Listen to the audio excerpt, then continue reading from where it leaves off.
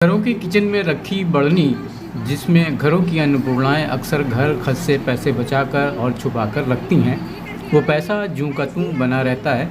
चूँकि वो पैसा ना तो बैंक में जमा होता है और ना कहीं और निवेशित होता है, इसलिए अब HDFC म्यूचुअल फंड ने एक नई कोशिश की है उन पैसों को घरों की बढ़नियों से निकालकर उसे सही जगह निवेशित करने की। इसके लिए उसने एक जागरूकता अभियान शुरू किया है जो बढ़नी से आज़ादी के नाम से है। बढ़नी से आज़ादी का मतलब उस पैसे से है जो कहीं उपयोग नहीं हो रहा है और जिसमें कोई बढ़ोतरी नहीं हो रही है। HDFC म्यूचुअल फंड बढ़नी से आज़ादी के शीर्षक से विभिन्न शहरों में नुक्कड़ नाटक के द्वारा लोगों को बता रहा है कि उस पैसे को सिस्टमैटिक ढंग से म्यूचुअल फंड में अगर निवेशित किया जाए तो उसमें ग्रोथ के चांसेस काफ़ी होते हैं।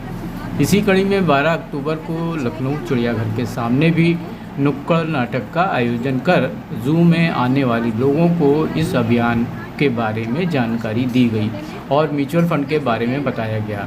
इस मौके पर HDFC म्यूचुअल फंड लखनऊ के प्रमोद जायसवाल ने बढ़नी से आज़ादी के बारे में विस्तार से बताया। नमस्कार, मेरा नाम प्रमोद जायसवाल है। मैं HDFC mutual fund Lucknow branch से हूँ। बढ़नी से जैसे हम जानते हैं कि हमारे घरों में लोग पैसे को अपने घर में जो वुमेंस होती हैं, औरतें होती हैं, बहनें होती हैं हमारी, वो बढ़नी में पैसे रखती हैं। इवन बढ़नी एज अ सिंबल है कि हम लोग उसको पैसों को छुपा के रखते हैं। जब भी हमने देखा नोटबंदी हुई तो बहुत सारे ऐसे पैसे निकल के आए जो कि घर वालों को पता नहीं थे। वो पैसे जो वहाँ रखे जाते हैं वो पैसे को कोई ग्रोथ नहीं होती है, लेकिन अगर उन्हीं पैसे को हम सिस्टमेटिक तरीके से म्यूचुअल फंड में इन्वेस्ट करें तो उनमें हमें एक अच्छा ग्रोथ मिलता है जिसमें हम महंगाई को भी बीट कर सकते हैं। इसीलिए हम ये बढ़नी से आज़ादी कैंपेन लाए हैं जिससे कि हमारी घर की जो बहनें माताएं हैं वो भी म्यूचुअल फंड में इन्वेस्ट करें और अपने पैसे को ग्रो करें। देखिए, म्यूचुअल फंड में ना तरह तरह की स्कीम्स हैं। हर कस्टमर को एक अपने एडवाइज़र से डिस्कस करके अपने रिस्क को समझ करके और स्कीम को उसके जो फंड उसको सूट करता है वो समझ करके इन्वेस्ट करेगा तो लॉन्ग टर्म में लंबी अवधि में रिस्क कम हो जाता है। आजकल के टाइम में अगर हम देखें सर तो ज़्यादातर लोग इंश्योरेंस में, गोल्ड में या प्रॉपर्टीज़ में इन्वेस्ट करते हैं जहाँ पे उतनी लिक्विडिटी नहीं है।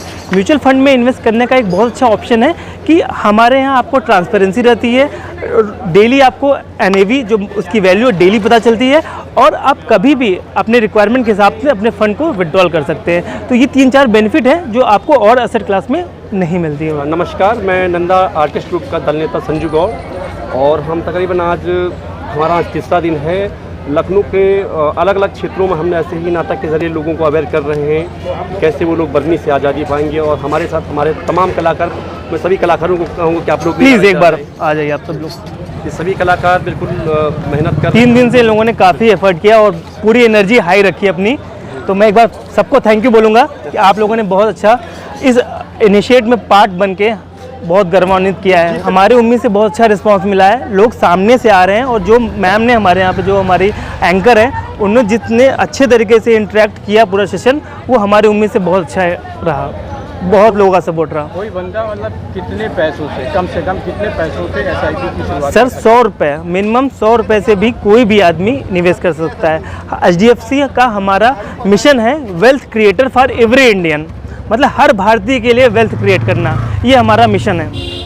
अच्छा, इसमें कोई मतलब लॉकिंग पीरियड भी होता है? नहीं सर, स्कीम आपका ओपन एंडेड होता है। बाकी इसके बारे में जब भी कोई कस्टमर, मैं यही बोलूँगा कि आप अपने एडवाइज़र से डिस्कस करें कि कोई अगर 1 दिन के लिए लगाना चाह रहा तो उसके लिए भी हमारे पास फ़ंड है, कोई 10 साल के लिए, 20 साल के लिए लगाना चाह रहा तो उसके हिसाब से फ़ंड है। तो वो पर्सनलाइज बहुत है, तो जो भी एक बार अपने एडवाइज़र से जरूर इसके बारे में डिस्कस करें कि उनके लिए कौन सा फ़ंड ज़्यादा सही है। हिसाब से म्यूचुअल फंड में या SIP में कम से कम कितने दिनों तक इन्वेस्टर को अपना इन्वेस्टमेंट बरकरार रखना चाहिए? सर जैसा मैंने बताया ना कि अगर कोई 1 दिन के लिए भी पैसा देता है तो उसके हिसाब से फंड है, लेकिन अगर कोई जो हमारे नॉर्मल स्कीम, इक्विटी स्कीम होते हैं उसमें लॉन्ग टर्म में हम 5 साल के लिए बोलते हैं कि सर 5 साल निवेशित रहेंगे तो आपको अच्छा रिटर्न बनेगा वहाँ पे।